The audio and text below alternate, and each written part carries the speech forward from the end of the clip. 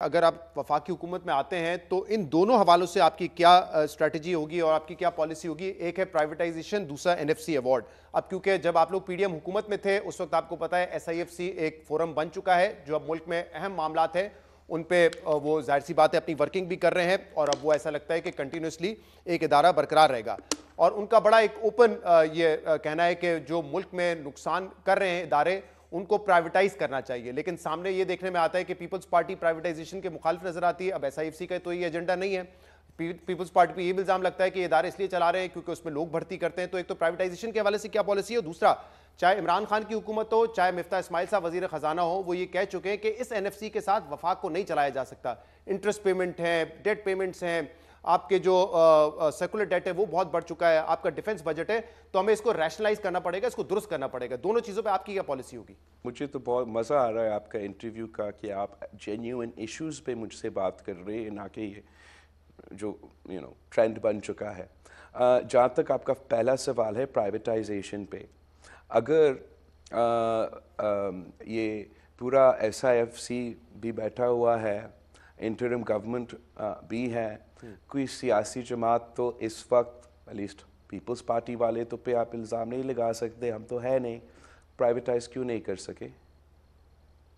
میں سمجھتا ہوں کہ ہمیں ان SCOs کو ریفارم کرنا ضروری ہے، مگر ہمارا جو ایک ایکسپیرینس رہا ہے پبلک پرائیویٹ پارٹنرشپ کا سندھ میں وہ کامیاب رہا ہے، جہاں ہم پبلک سیکٹر اور پرائیویٹ سیکٹر کے جو پازیٹیو چیزیں ہیں وہ ساتھ لے کے ہم نے ایک پرفارم کر کے دکھایا ہے. میں اگر یہ سمجھتے ہیں کہ یہ پرائیویٹائز کر سکتے ہیں تو کریں. بہت سے حکومتیں نے کوشش کی، وہ ناکام رہیں. ہمارا public private partnership model Sindh میں بہت کامیاب رہا ہے.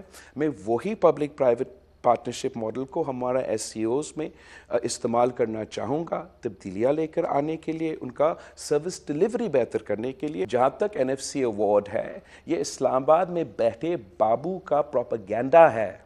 وہ ہر کسی کو یہ بات کہتے ہیں کہ پیسہ نہیں آپ جو ہے صوبہ سے لے.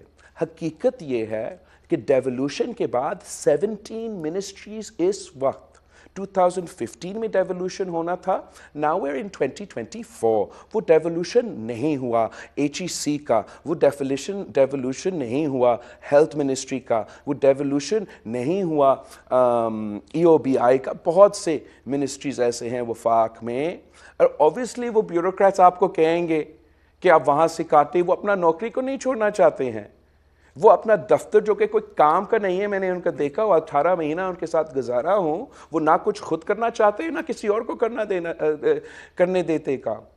میرا پروپوزل یہ ہے کہ rather than when you say cut the province's share, you know what you're saying? You're saying cut the share that we'll spend on health, cut the share that we'll spend on education, cut the share that we'll spend on human development, because that's the responsibility of the provincial government. What I am saying is cut the doubling that you have in the federal government. Shut these 17 ministries. Save 328 billion rupees a year. سالانہ ضائع ہو رہا ہے. ہمیں تو ان سے لینا چاہیے جو یہ 2015 میں بند ہونا چاہیے تھا، اور آج تک پاکستان کے عوام کے کتنا بوجھ ڈالتا رہا ہے. اس میں عمران خان آیا، اس میں مفتاح آیا، انہوں نے سب جھوٹ بولا، اس لیے ان کو یہ جھوٹ بولا گیا ہے. میں نے یہ دیکھا ہے اسلام آباد میں ہر مسئلہ کا حل یہ ہے کہ 18ویں ترمیم ختم کرو. اسلام آباد میں ہر مسئلہ کا حل یہ ہے کہ NFC ایوارڈ صوبوں کا شیئر کم کرو. ہم نے دیکھا ہے کہ یہ نہ صرف وفاق کمزور کرے گا، اس سے یہ کامیاب اسٹریٹجی نہیں ہے. ریل اسٹیٹ اور پراپرٹی پر ٹیکس لگانا ہے. اس وقت پورا سندھ اور پنجاب پونے سے کم ٹیکس کلیکٹ کرتا ہے. ایگریکلچر میں ہمارا کنٹریبیوشن GDP میں 22-23% کا ہے، وہاں سے ٹیکس کلیکشن 1% ہے. یہ تو صوبوں کو ہی بڑھانا پڑیں گے نا اپنے ریسورسز کو.